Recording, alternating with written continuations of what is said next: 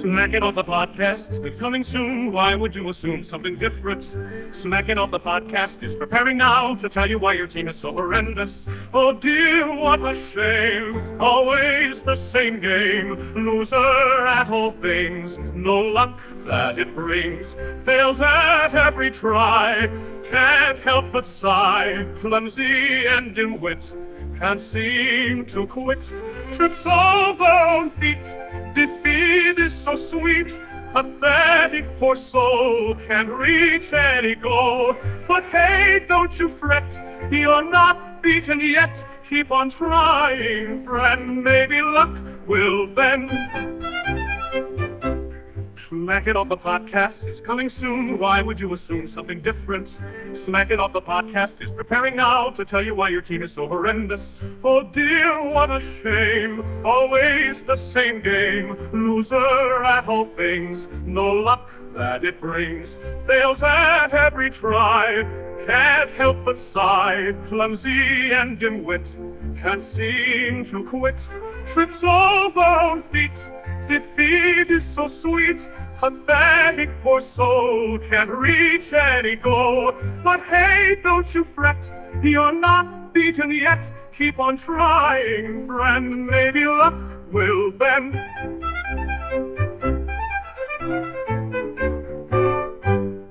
Trips over own feet. Defeat is so sweet. Pathetic poor soul can't reach any goal.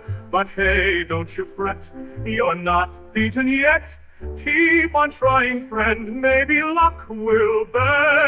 Trips over own feet. Defeat is so sweet. Pathetic poor soul can't reach any goal. But hey, don't you fret. You're not beaten yet. Keep on trying, friend. Maybe luck will bend.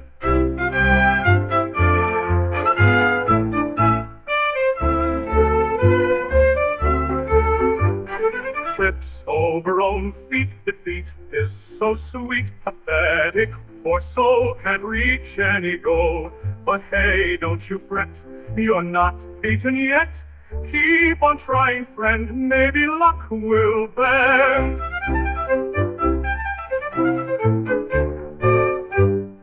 Trips over own feet. Defeat is so sweet. Pathetic poor soul can't reach any goal. But hey, don't you fret.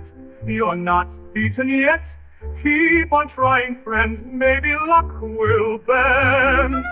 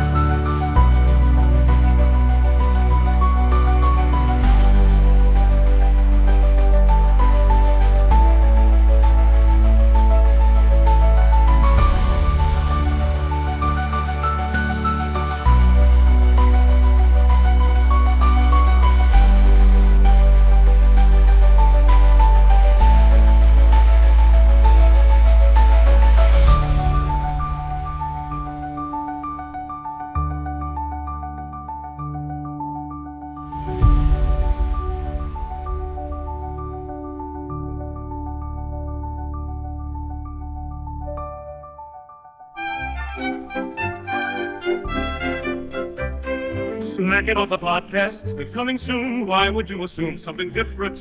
Smack It Off the Podcast is preparing now to tell you why your team is so horrendous.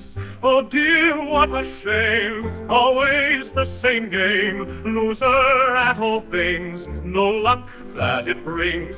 Fails at every try. Can't help but sigh. Clumsy and in wit. Can't seem to quit.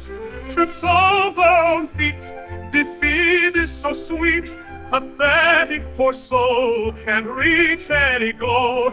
But hey, don't you fret, you're not beaten yet. Keep on trying, friend, maybe luck will bend. Smack It Off the Podcast is coming soon. Why would you assume something different? Smack It Off the Podcast is preparing now to tell you why your team is so horrendous. Oh dear, what a shame. Always the same game. Loser at all things. No luck that it brings.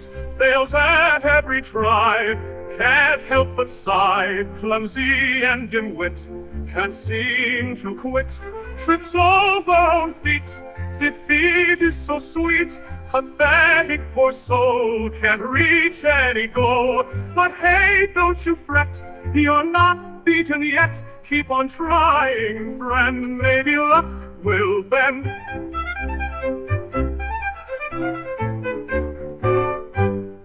Trips over own feet, defeat is so sweet. Pathetic poor soul, can't reach any goal.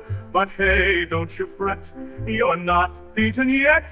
Keep on trying, friend, maybe luck will bend. Trips over own feet, defeat is so sweet. Pathetic poor soul, can't reach any goal. But hey, don't you fret, you're not beaten yet. Keep on trying, friend, maybe luck will bend.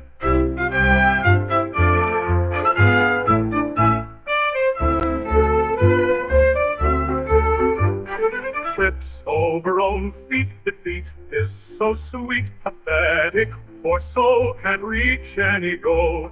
But hey, don't you fret, you're not beaten yet. Keep on trying, friend, maybe luck will bend.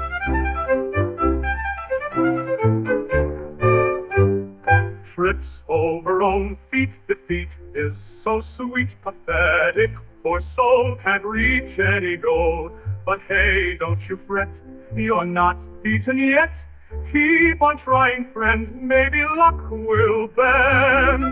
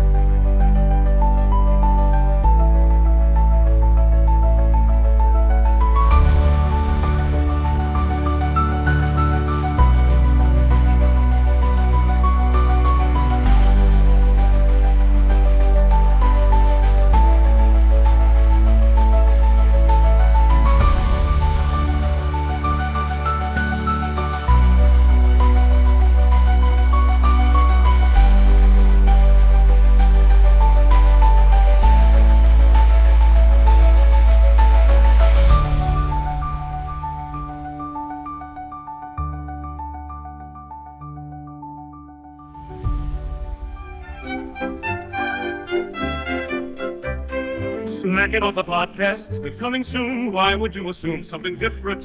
Smack It Off the Podcast is preparing now to tell you why your team is so horrendous. Oh dear, what a shame. Always the same game. Loser at all things. No luck that it brings. Fails at every try. Can't help but sigh. Clumsy and dim-wit. Can't seem to quit. Trips over on feet. Defeat is so sweet. Pathetic poor soul, can't reach any goal. But hey, don't you fret, you're not beaten yet. Keep on trying, friend, maybe luck will bend. Smack It Off the Podcast is coming soon. Why would you assume something different? Smack It Off the Podcast is preparing now to tell you why your team is so horrendous. Oh dear, what a shame. Always the same game. Loser at all things. No luck that it brings. Fails at every try. Can't help but sigh. Clumsy and dim-wit. Can't seem to quit. Trips over on feet. Defeat is so sweet, pathetic poor soul can't read. Dr. Balls is a presentation of Smacking Off the Podcast. Dr. Balls in the house. What's going on? The doctor knows who's going down. Dr. Balls will know.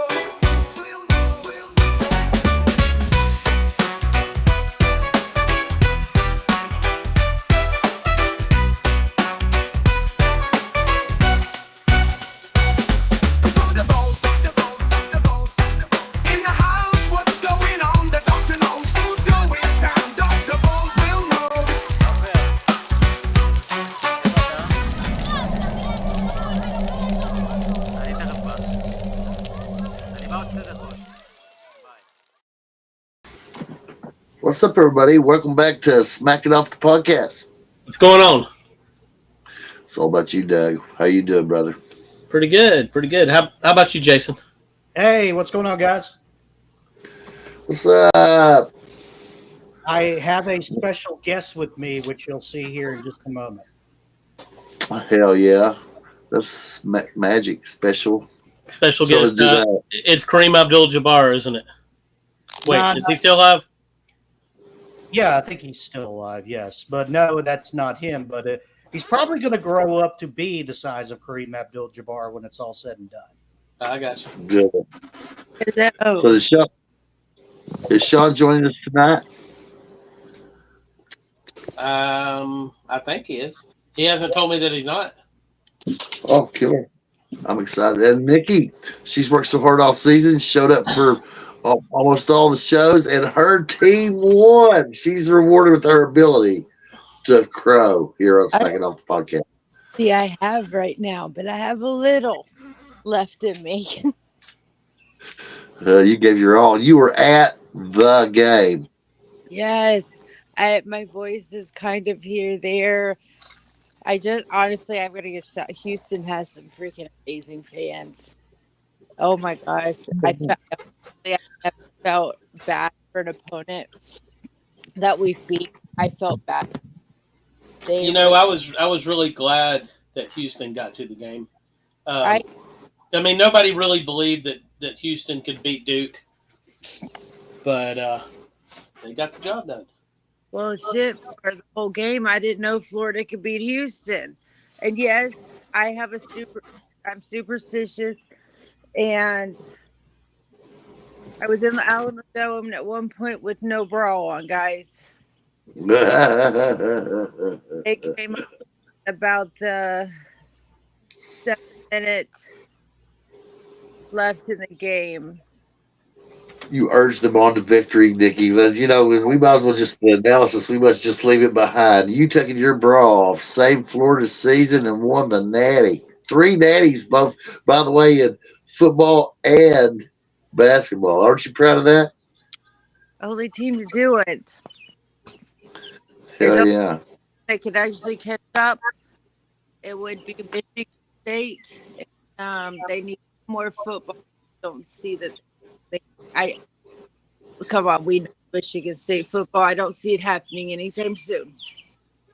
There you go. So it's a big win for Florida, and we're going to get into everything that happened because I thought it was a great Final Four, guys. I mean, those were 2 epic fucking games, man. Duke and Houston was an epic game. Florida and Auburn was an epic game, and we're going to talk about all the everything and the hows of it. And I especially wanted to get Sean on here because Sean wasn't impressed with the tournament as a whole, right? But I think the Final Four itself, even the Elite Eight, was just monumental drama. And there's a lot more to talk about for the champions as well. And I can't wait to get into it. So maybe we should start with let's talk about Houston and Duke and what happened in that game. What did you find interesting about that one, Jason? Well, it played out like I thought it would. And it was just a matter of, again, I have been a doubt. We could say at this point, I have been a doubter of Houston twice after I pumped them up on this podcast during the regular season, which is why I have my emotional support animal with me right now because of that. But I don't know if like the comeback from Houston shocked me as much as the collapse by Duke did, because it was all of a sudden the best way to describe it was Cinderella is at the ball, and all of a sudden it struck midnight, and then all of the freshmen and the superstars like Cooper Flag, Con Kneppel, so on and so forth, just turned into a pumpkin. They turned into a pumpkin at the wrong time. And credit to Houston again. Yes, I came on here and I talked Duke up. You know, they were the villain, and you guys know how much I like to root for the villain. And as disappointing as it was, I wasn't going to be a thin-skinned Joe about it. It was just a matter of Houston clawed back and got it done. There was nothing to it. And it's not the first time that this has happened, because you look at the 2000, I'm going to bring up some trauma here again, Dr. Balls, but the 2014-15 Kentucky team that was on that just epic run until they got beat by Wisconsin in the Final Four. And you're just like sitting here going, what in the hell just happened? That was kind of like me, but at the same time, it's just like, tip your hat to Houston. I mean, I can't be mad at anyone that goes out and claws and fights, and especially as much as Houston was down in that game, to claw back, to fight, and then turn around and win it. They earned their trip to the championship game. I know we'll get into it later, but it was in the final. It's almost like I saw Chris Webber's timeout called all over again. It seemed. Like, are we just not going to say that we think Flag shit the court? I mean, he did, but I mean, he shit the bed. He shit the bed and shit his pants, apparently. Yeah, you know, to me, honestly, and I don't see that person. Duke almost felt like they got comfortable with the lead they had and started playing a little bit easier, kind of, well, wait, we got this, until it was too late. That almost kind of like they were playing not to lose. And speaking of shitting, right now, Calvin over here had some puppy dinner, and I'm just praying to God he doesn't shit on my leg right now as we're doing this podcast. Then you can rename him Cooper. I'll rename him Pooper Flag, although my nomination for Andre the Giant and Brock Lesnar got shot down. So, and I agree with you, Nikki, that they and Jason as well, that they started playing worried about making mistakes instead of making plays, and Houston was able to exploit that. And I found it interesting that Flag, in games that Duke has lost this year, made key mistakes or had the ball stolen from him. And for example, when Duke lost to Kentucky early in the season, Oweh stole the ball from him. Flag was making his move, and Oweh picked it right out of his hands, took it to left the court, and dunked it. And they similar stuff happened in this game. And at the end, he wasn't like Leitner. He didn't hit that little 15-footer to win the game. He missed it. And so Flag, even though I feel he's a great player and he's going to do well in the NBA, I don't think that he had the Leitner gene. Does anybody believe he has the Leitner gene, the win, that winning thing? My thing is, people don't realize the kid forfeited his senior year. He's another Williams in football. He just turned 18. Yeah. You know what I mean? That's true. Just getting his, and then he's been turned to the I'm going to say no, because everybody hates Christian Leitner. If you remember the 30 for 30, I don't think everybody hates Cooper Flag. I think that they respect his game. They don't like the fact that he plays for Duke, but I think most people, even the biggest haters, I think respect his game. Unlike Christian Leitner, where everybody just hated him, especially the Kentucky fans, for that shot. Oh yeah, well, it wasn't the shot that we hated him for. It was the fact that he stomped on Aminu Timberlake while he was on the ground, and that the refs didn't call anything. Right? He should have been ejected from the game when you stomp on a player intentionally. He should have been ejected from the game, and the shot never should have happened. Yeah, You but know. everybody remembers the shot though.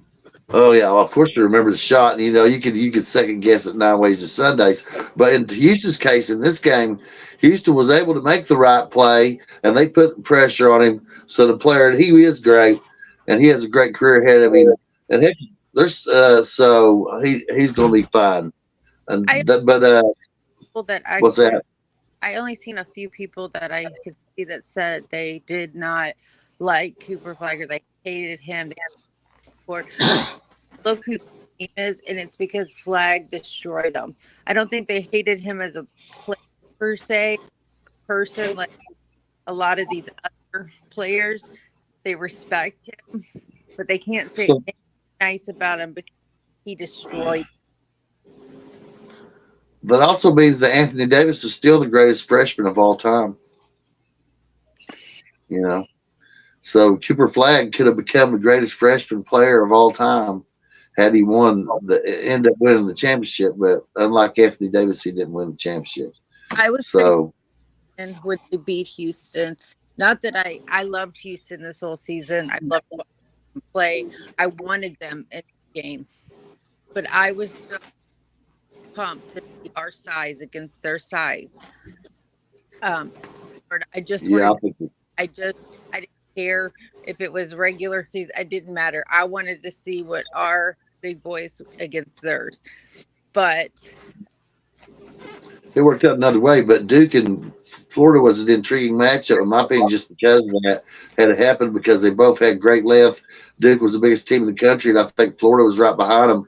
And Florida, in my opinion, matched up well with Duke, and obviously Florida had a lot of resilience. I mean, so if you go to the other Final Four game, you start talking about Auburn and Florida. I mean, it looked like it was over.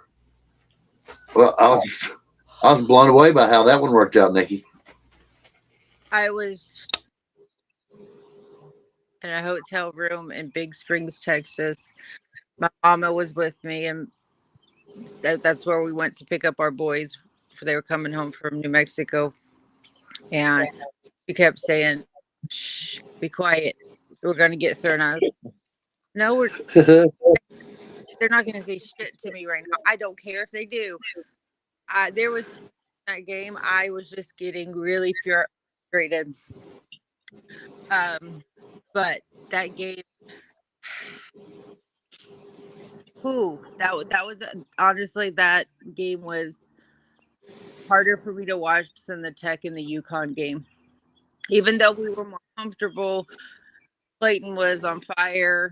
It just was a frustrating game. But yeah, it did look good. Y'all had a significant. Well, I think when they down 9 to Auburn, Jason, at one point. I think it was like 8 or 9 at halftime, I believe. Now Yeah. I will say this, that I did have trouble watching this game because we had a nice little plethora of storms hit through our area, because the plan was that after we went and took our stepson to see the new Minecraft movie, that we were going to watch the game, but our power got knocked out. So Good. we were out of power for a little bit. So by the time we finally decided, hey, let's go get somewhere to eat, go somewhere and get something to eat, and we tried to go to the Outback in Madison, Tennessee, but power was out, so they weren't cooking shit that night. So we decided to drive back up to Gallatin to the Logan's Roadhouse, and that's when we finally found a restaurant with working utilities. And by that time, I saw the final score, 79-73, Florida over Auburn. And I was like, okay, that probably turned out about what I expected. Where it looked like Auburn had it going, but it's the second half. Florida was able to clamp down and hold them to a 41-27 point difference. And I mean, do nothing but tip your hat to them. Right before halftime is honestly when I actually had a ease about me. I looked at the guys' faces. They were furious. They were allowed to even breathe on Broom without him flopping, and we would get a call. They were pissed. Golden's face was pissed. Now I've seen him pissed off this season, not like that. He was. These guys were ready to go in that locker room, probably start screaming, telling who knows what off. When they came out after that halftime, they were a completely different, pissed off team. They upped the speed. They didn't give a shit anymore if they were even near a player. As there for the last 5 minutes, they wouldn't even get close to Mazar or Brew because every time they were near him, they'd throw themselves on the floor. And you know what? I listened to that game going up the road from Florida. I was driving through North Carolina and Virginia, and I got home. I had to listen to the replay because the radio play-by-play was great. They just had me ate up. And one of the things I found interesting was the way that the announcers were able to describe how that basically to me the depth of Florida won the game. And then when Auburn got tired, the next thing you know, Clayton is getting off again. So it was just a crazy seesaw, and then Florida's depth took over, in my opinion, and then you had another near miraculous finish. Now, this was a tough.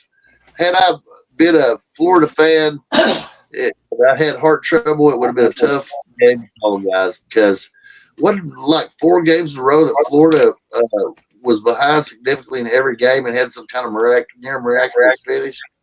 UConn, Tech, Auburn, and we only held the lead in the national championship game once to win it.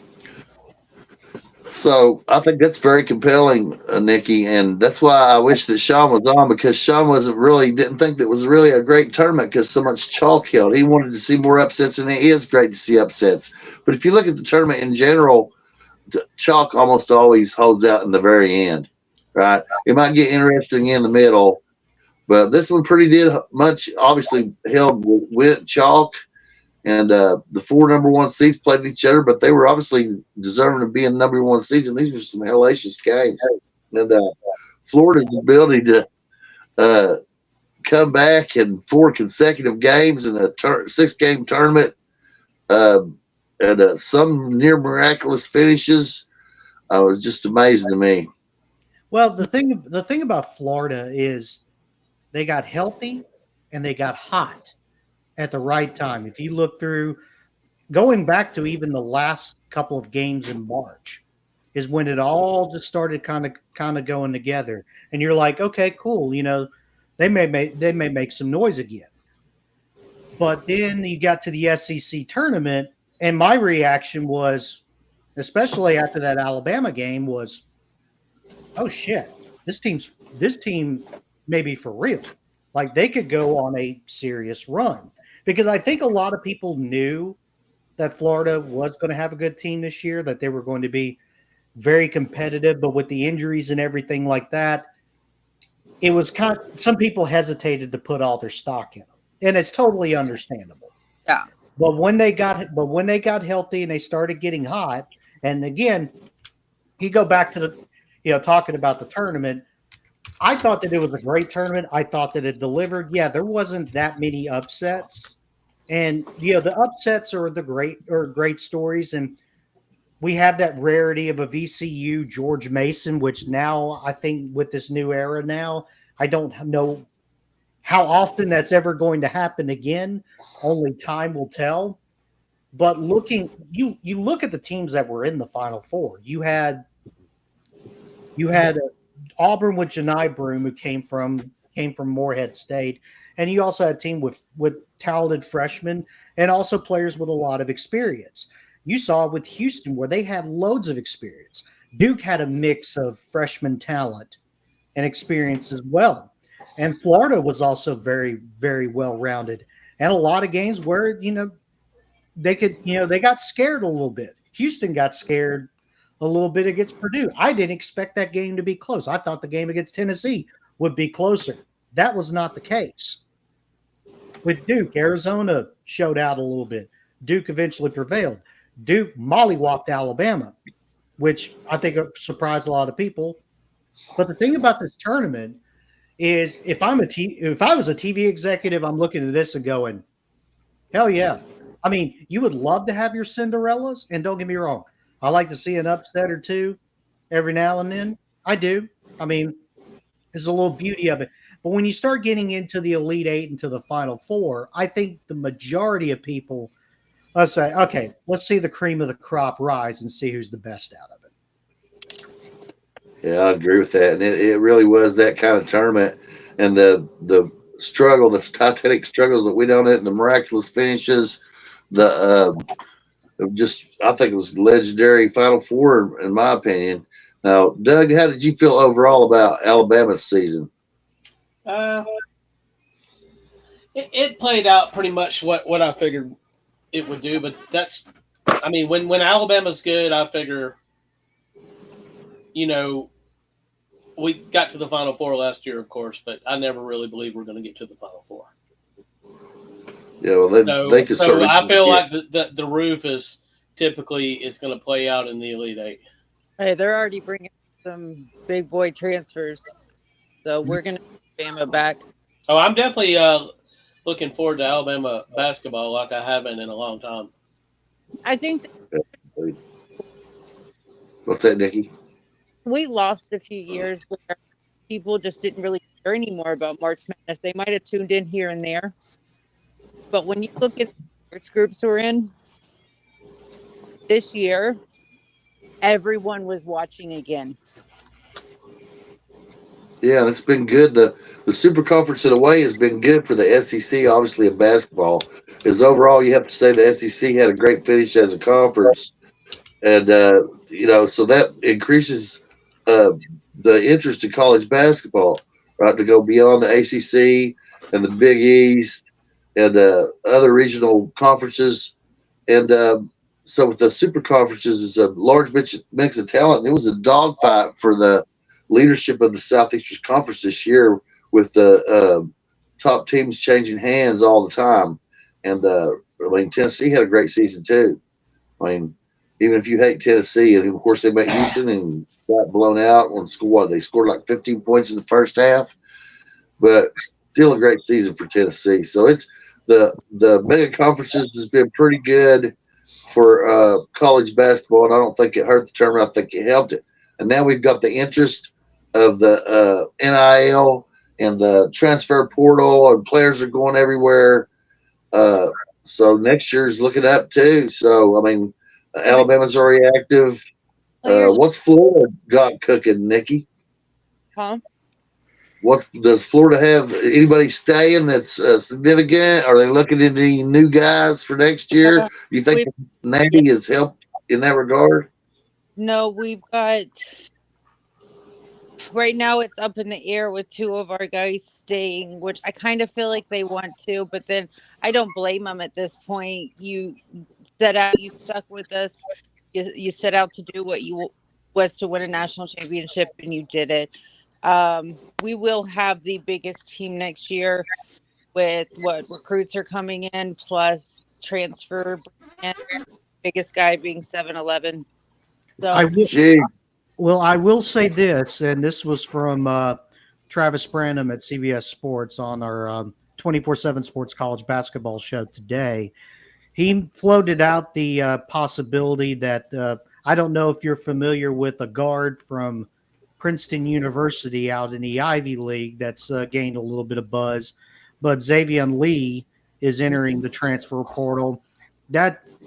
There's rumblings that Florida may be interested in getting him, getting that Mark Clayton's going to be moving on, and maybe could be looking for another point guard. So that could be a possibility. RJ Luis from St. John's just entered the transfer portal. I don't know what the tally is on that. That could be something to look out for as well. But don't be surprised if Florida looks into the portal to possibly get another starting point guard. Oh yeah, actually, well, Golden himself says we'll be home. We'll take one day to celebrate with our friends, and he said I'm back on the road. He said we're going to do this again. I'm not. There's no time to rest, which is a nice change from what we've had in the past. And I think Aberdeen is contemplating coming back. We'll probably know more when they do their championship ceremony. He'll probably announce. We have a few that are on the cusp of not wanting to leave, but what we have waiting is just as big and bad. And I think not going to say they're going to be as good as this team. This team to me has been special all season since game one. You just seen something with them. Well, and you're also going to be having that freshman 7'9" guy. I think his name is Giant Gonzalez or something like that. I saw that. Wrestler. Oliver, which is 7'11". Okay. Giant Gonzalez, basically. Wow. I mean, if they can run the court, that'll be amazing. If either one of them can run the court. They allowed him to play. He was redshirted, but they let him in one game at the beginning of the season just to see, and holy crap. I really think Golden then you want a red shirt. Could we call him Victor White Banyama? Yeah. I think that could play. I'm down. Like I excited already for the season. I'm excited that something that we get a lot of shit being Florida fans. Y'all haven't won shit in years. Y'all haven't won this. Well, here's in 17 years, Florida has won 17 different type team sport championships and more. There's not been a year that we didn't win one. Now we hold the record for 3 football and 3 basketball championships. No other team has that. So anyone that wants to talk shit can go sit in the corner because they ain't going to know. Hallelujah, Dickie. Y'all earned it. Y'all won. Well, What's sorry. that, Jason? I was going to say, just don't say that in Buffalo Wild Wings in Hoover. Just. Well, you know what? I was there, and that's why it started. Okay, now it makes sense. Yeah, just like Ted Cruz being at the national championship game and cursing Houston, it makes sense now. He always does criticism. Peyton Manning for how many years he couldn't go to any playoff championship game. It didn't matter if Peyton was there. Tennessee lost. They finally got rid of the curse in baseball because he was there. Damn it, Jim. That's something else. And but I'm going to celebrate the nature of Florida, Nikki, because the fact that I love the comeback team, and they just had what it took. It wasn't that they overwhelmed everybody they played. It was that no matter how bad things got, they somehow got it together and come back and won the game in sometimes spectacular fashion. And they never crumbled or give up. And I got to give Houston a lot of credit too. That's the way they played in the tournament as well. And even in the championship game, at the end, they got beat, and it was wow, what a fantastic game. And I have to rank that one in the annals of national championship games. Usually there's some kind of blowout or something like that, or the results pretty clear. But hell, this was a great championship game. I really enjoyed it. Well, we used our song, and this song fit perfect with Florida basketball this season. We won't back down. They never back down. You could push them in a corner. They came right back. And we were on the Gators, Nikki, you and I, for at least the last 2.5 months of the season, for sure. Well, they started perking up around the time they got the guys back from injury. And then Ho, how do you say his name? Well, did y'all watch on how many different ways they said his name from the announcement? Break it down. Someone called him Hugh. I call him Ho. It was always something, different. I think anyone knew exactly how to pronounce his name. But no, because you can't keep that hoe down. You could not keep him down. Could They not keep got, that whole down, yo. yep. So, I really think that when he started turning on, that's when it really started turning on for Florida. And then the return of the guys for injury, Condon, as he got better, and then Clayton was just unbelievable, and just a great season for Florida. And the way they won the championship showed so much grit and determination. I'm like, hell, I mean, I hate it that UK didn't do it. And now, were you rooting for Tennessee or Alabama? What do you this year, Jason? Oh, I was rooting for Duke For Duke, I'm talking about the whole season. the whole season. I love rooting for the heel. Oh well, yeah, they're the heel because I hate Duke. It's no secret that Exactly. They're the bad guy that everybody hates, and I was rooting for them to win because I mean in the year that John Cena turns heel, it only just is fitting that you root for the bad guy in the year that John Cena finally turns into a bad guy because he's been a good guy for most of his career. You just have to root for the bad guy, and I was rooting for the bad guy. that's right. Darth Vader's incredibly popular. You know what I'm saying? Because he's the heel. He's the bad guy. It's like you ever listen to the Who? Nobody knows what it's like to be the bad man, to be the sad man Behind blue eyes. behind. So Oh who yeah, would win in a battle between Darth Vader and Ric Flair? That's really the question. yeah. That's heavy, man. That's a hard one, ain't it? We're talking about prime. Are we talking about prime Ric Flair or Ric Flair now? No, it's got to Oh, be Prime. It's got to be the one that goes, woo! No, it just is. yeah. I don't know. I don't know that that Phantom choke that Darth Vader has. That's tough to beat. Yeah.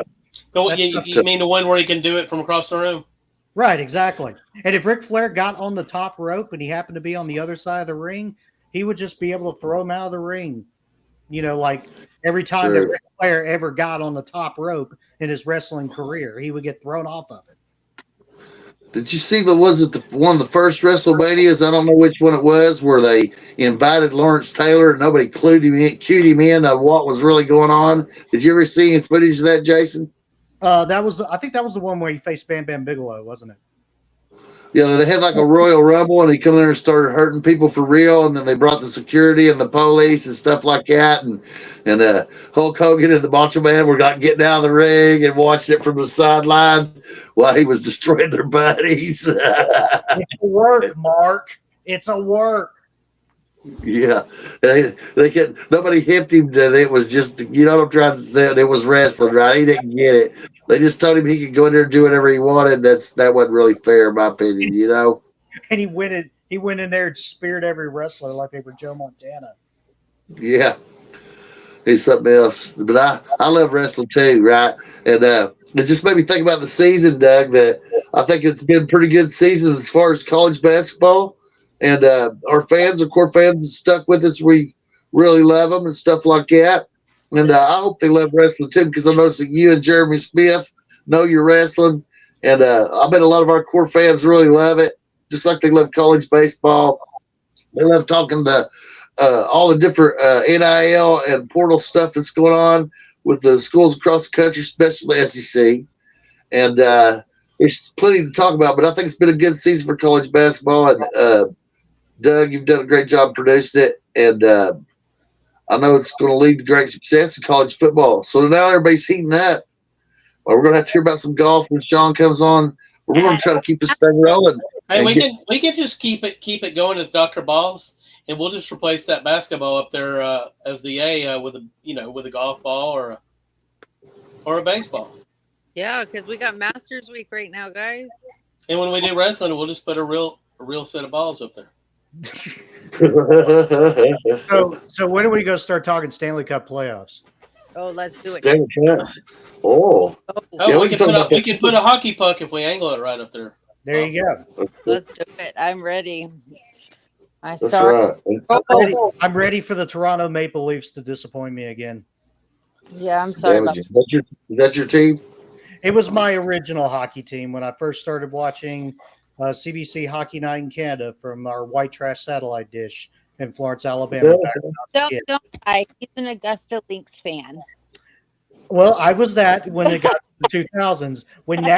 When Nashville got their team in 1998, that's when I became a Prince.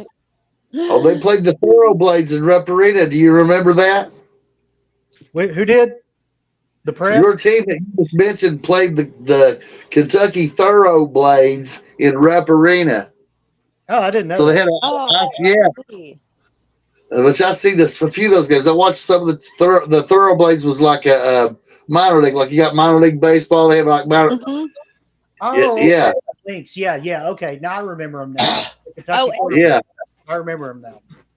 So they took the original floor up arena and then sold the pieces off to fans, and they would be signed by like Joby Hall and Denny Crow and people like that, and then replaced it with a floor that would do both ice hockey, and then they could cover it for basketball. And there were some SEC games where like little condensated spots would develop on the floor during the Rick Pitino era. You know what I'm saying? No, because the cold from the rink under the wooden floor would make it condensate in places like that. So yeah, we gotta get hip to all that stuff and keep people on top of what's happening in college basketball. And then when Sean's got plenty to add when he comes back. Everybody, I don't know why he's not on tonight. He commented a little earlier. He must be tied up or something. Yeah, he might have had a tough day in his. What's that, Dickie? He said he was out of town, and I think he's at a baseball game. Oh, okay. Oh yeah, he sent us the picture earlier. I think he's at the A's game, and then Ed was sick, but Ed's done a great job this year. And look at that puppy dog. He's calm. He's calm. He's like a comforter to me, even Jason. He's the chillest. He's the chillest little dude that I have ever met, and he's not official yet, but tomorrow he should be officially a part of the Marks family. So we are adopting him. Mascot. Yep. Little Calvin's going to get adopted. Hallelujah. Calvin's a good name for him. Now, he looks like I'll be part boxer. Yes, boxer mix, and there some people are even saying a little bit of mastiff. So he's going to probably grow up to be a horse. The boxers are some of the best dogs I ever seen. They're worlds of fun. They mind good. Of course, when they rampage and slobber, it can be aggravating, but that is true. Yeah. Now, dog. I know Doug is a dog lover as well. Oh yeah, love dogs and love cats too. Well, now, what kind of dogs are your top dogs that you like to have, Doug? Well, I had my last big dog was a retriever. That's been years ago. We had a dachshund that died last year, and we had to put her to sleep. We have a some type of man pen looking thing now. It's really little, and it's we only have one dog right now. We typically have two dogs. We had another. Trying to remember what it was. It was like a border collie, and it got cancer a few years ago. And we had to put him down, and then Ruby last year. But my wife keeps. I mean, we would have 10 cats in this house if I didn't say, fuck no, that's not happening. We got 2 new kittens. Oh, we've got 4 cats right now.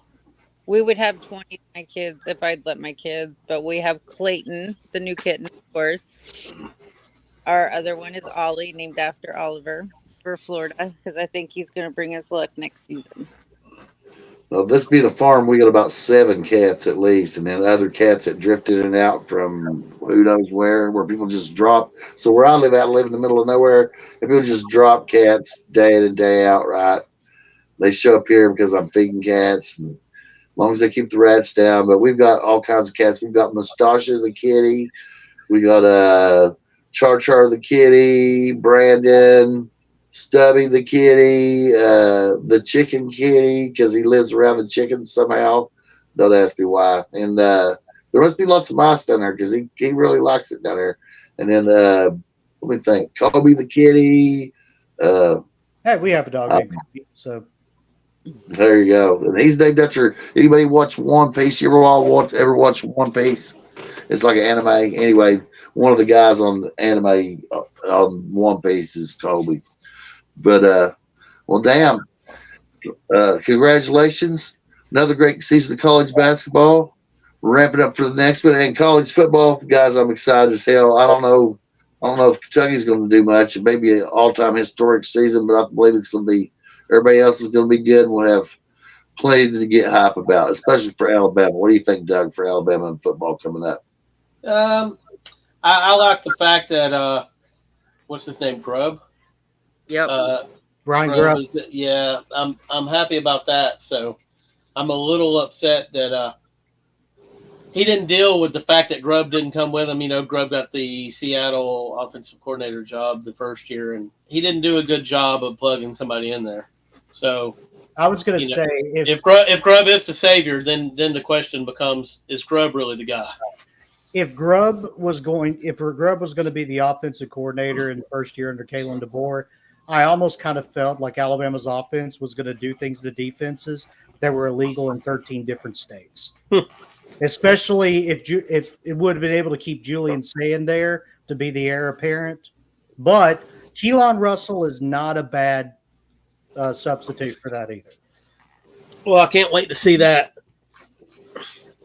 That we didn't really have much of a spring game, or it hasn't happened yet. But it's not going to be. Aren't they? They're not doing a regular spring game. What's that, Dickie? I was looking at their schedule this month, it as more of an open practice than a spring game. They're allowing fans to come, but they're not going back to scrimmage.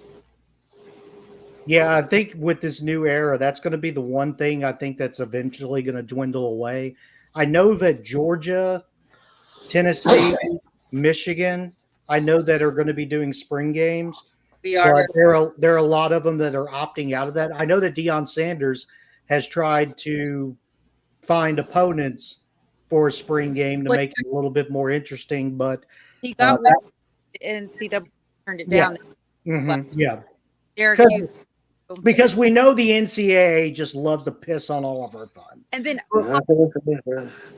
Oklahoma, too, since they won't be playing, Oklahoma State with the new schedule, let's make that our scrimmage. We'll go back and forth each year. And they also turned them down. Florida's still going to have their spring game. I have not heard a wimp that they would ever not do it. And I know that at some point that could change, but right now, between the coaching staff and the boosters and the athletic department, they don't want to get rid of the orange and blue game.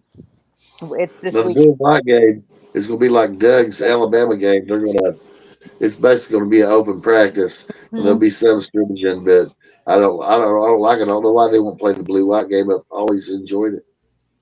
It's a time for us fans to get a peek and have fun. And actually, to me, I always thought it was more about the players being in that atmosphere. You have so many young guys. Put them in that crowd. I think Deion's onto something. I think that it could be interesting. A lot of these smaller schools are complaining because the bigger programs are not wanting to schedule them as much now because of it'll hurt you for a playoff spot. Mm-hmm. To have a game like that, why don't we do like a preseason? You call it a preseason instead of a spring game. I think Deion's on the right track there. I think that would be interesting. I'm not against that idea. I'm not against it at all. I think it would be somewhat intriguing, which, I don't think that you need to have full contact in April. That would just be foolish for anyone. But to have some kind of, where you're not, popping pads against each other all the time. You can pop the pads against somebody else, to kind of get the juices going. But I think it'd be a fan. I think fans would like to see something like that, and they'll probably show up in bigger numbers. Me personally, though, I don't put much stock in the spring game because it's not really much. All it is just the practice. It's just the guys getting the reps. They're getting their feet wet again, especially like the starters. They get their feet wet for a little bit, and I understand the battle between the steak and the beans with Alabama. That's a traditional thing, so it makes it a little bit more competitive. I totally get that. In the grand scheme of things, it's still a practice. There's guys that are trying to get reps. There's guys that are trying to get up on the depth chart. That game means a lot more to them because they're trying to get to that level. They're trying to prove themselves. I understand that. But again, to me, it's just still watching it on ESPN, and I look at it, I go, okay, this is just a practice. I'm not really seeing anything right now outside of one exception. When I went to the Georgia spring game back, I believe it was in 2018, when Jacob Eason was just stinking up the place. And then Jake Fromm comes in, and all of a sudden the offense had life, and a quarterback controversy was born. That is the only time from a spring game where I went, okay, there's something developing here. There's going to be a little bit of a quarterback controversy, which eventually, when Jacob Eason got hurt, Jake Fromm took the job. Georgia went on to the national title game to, of course, get beat by Alabama. So, but that's been a rarity in its standpoint. Outside of that, spring games are nothing but practice to me. No, I just think spring games are for the fans and for the players to be playing in front of a crowd, getting them pumped up. The spring game for a lot of these fans, a lot of these games, they go and they have a blast, and it pumps them up for what's ready for the season. It doesn't matter how good or bad it looked on the field. They had a blast. They were loud. They were crazy. And it just puts so much adrenaline in them ready for this season to take off. And I hate them wanting to take that away for something that fans actually love. And the players loved it. The players have spoke out on it. We love our spring game. I agree with you, Nikki. And then the BS. What's we that? don't understand why no more. I don't know. I don't think there's enough tampering to affect a spring game. Sorry. Well, I'm actually glad that you brought that up, Nikki, because that's actually a point that I've forgotten about. Because I think that may be something where you're seeing a lot of these coaches that are now like pulling away from these spring games and opting out, because I forgot the name of the wide receiver, but it was at the Colorado spring game where it was nationally televised, and this kid went off. And then after the spring game, he went into the transfer portal, which I don't even remember where he went to, and I don't even remember what he did, which is probably the point exactly and just makes my entire point moot. But that's something to at least kind of think about when you're like looking at, okay, why are all these spring games going away? And Nikki brings up the tampering, and that's the first thing that I thought about is that wide receiver that went off for a game decided to go into the portal, maybe he got a little more NIL out of it. If he did, more power to him. So, it could have been a net positive for him. But that could be one of the things where they're looking at this and going. But that's why Nebraska stopped theirs. Mm-hmm. Down from Nebraska. My thing is, these coaches can pull up practices on YouTube. They can pull up anything they want that's going on in the spring, minus a few games that are 100% closed or practices. They can see these players. It doesn't matter if it's in a non-contact freaking scrimmage game or on practice field. Seeing the same out of that player. If they want to tamper, they can tamper. Well, yeah, there's nothing stopping them. Exactly. So I see no reason to take away that from the players and from the fans, all because of tampering, when it can be done no matter. They can be like Michigan, send a random person in their clothes to go sit and watch practice. It can be done. Hallelujah. And they're going to do it too, because now it's super competitive. Rosters turn over almost every year. And college basketball, too, we've seen now the transfer portal completely transform teams and programs and make it, in Auburn's case, in St. John's case, a few other teams' cases, and Kentucky started with nobody. And right? Louisville, too. Yeah, and they were both competitive Sweet 16 teams anyway. And so you can basically transform a whole program overnight in the world of college basketball, and it makes it exciting and gives it a bit of a hot stove element. Yeah, and speaking of like, there's transfers like Elliot Cadeau, who was at North Carolina. He's now transferring to Michigan. Oh yeah. So it's kind of exciting in one way. You wish they'd stay longer so you could develop attachments to players. Every year I remember, I'm sure it still goes on, but McDonald's would put out the team poster for Kentucky in football or basketball to have the roster on it. It shows the guys that they expected to be stars or that had come back that were good. And, but this year you just about have to have it or you're not going to know who you have. And I'm going to go off on a little rant about Kentucky. They've used the transfer portal to replace their great losses because almost everybody they had transferred out in football, that is, or went to the NFL. So Kentucky's answer in the transfer portal was to get everybody from either smaller schools and smaller non-Power 5 conferences or Division 2. So I don't know what's going to happen to the Cats guys, but I think it could be ugly. Based on the schedule, I'm thinking maybe like 2-10 or 3-9 kind of things could go on. So it's going to be ugly for them. And we're going to see if the rich get rich and the poor get poorer in the SEC in particular. I have to tell you this. So the storms that was going on, Dr. Balls up in Kentucky this last week. I was watching the news, making sure my girl Chloe was okay. And they kept showing Louisville. And I looked over at James, like, why did they get wrong? Now, because of you, Kentucky Freight fans and Chloe, I always put Loserville. Yeah. Louisville, and it hit me. Oh shit, Louisville is actually their name. Goodness, but they did have some great flooding. As a matter of fact, a couple of big distilleries are underwater right now in central Kentucky. We had some flooding here in eastern Kentucky. We had some, we had some more coming up now. The Kentucky River is not the Kentucky River, but it's already cresting, and the Ohio River is starting to crest. So we'll see what happens. And, but the rain stopped. It's been sunny the last day or so. Hell, now it's gotten cold all of a sudden. It got warm here. You thought spring was here, but tomorrow morning it's going to be 31 degrees. So here in the mountains, you don't know what's going to happen. We had snow Saturday. Jeez. In New Mexico or Texas? Well, going from like Abilene to Big Spring for us, snow started coming down. My mom coming from Mexico to Big Spring, she got snow from about El Paso on. Goodness. 89 the day before. It was 85 degrees 4 days ago here in Birmingham. Tonight we have a freeze warning. Yeah, exactly. That's what's going on here. We needed another tab.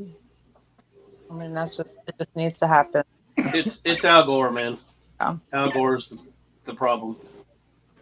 There you go. We got to get gardens out, guys. It's time to get your garden started. Get started so you can have fresh, healthy food. Gardens of all sorts, and get your garden started and stuff. We're just waiting for damn frost warnings to end and shit. So surely it won't take too long, and it turns the minds of people to SEC baseball and college baseball in general. Maybe some pro baseball. Hopefully we'll have Jason join us for some of that. And I know that Sean is hip to some of that, and the SEC is going to be hot for baseball in particular this year. It's going to be a great year for that. And then, like Nikki said, the Masters is coming up. The Masters is a huge deal. Yes, and great Southern tradition. And Sean's hip on that, so we'll get hip with it too. And then Sean mentioned hockey, and I think playoff hockey is interesting and compelling. I had a girlfriend in Indianapolis years ago that got me hip to playoff hockey. And I'm like, wow, that's good. I can watch that. And obviously, I love the Blackhawks.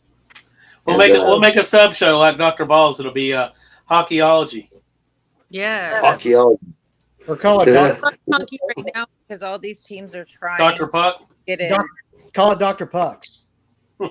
Dr. Pucks. Dr. Pucks, where we give no fucks. Now, I'm sure I'm sure that you and Sean are more hip to hockey than I am, because I'm more like, damn, that guy beat that dude up. Is that what? So. Sean can be, But guys, Sean can be Dr. what's that? Dave? I don't say nothing. I was going to say Sean can be Dr. Pucks. How about that? Yep. There you go. Now I know he's a Blackhawks fan as well. So, guys, are you ready to wrap it up? Yeah, Wrap up let's our wrap it great up. season of college basketball. Thanks to our fans. Thanks to everybody that watched the show, everybody that contributed. And we're going to keep it rolling with new and exciting stuff. Make sure to subscribe and like. And before you know it, it'll be college football. And make sure you comment and join the groups. And if you got an event that happened in the world of sports, especially hot stove news and college football, post it. We'll talk about it on the show. Thank you, everybody, and good night. Night. Later, guys.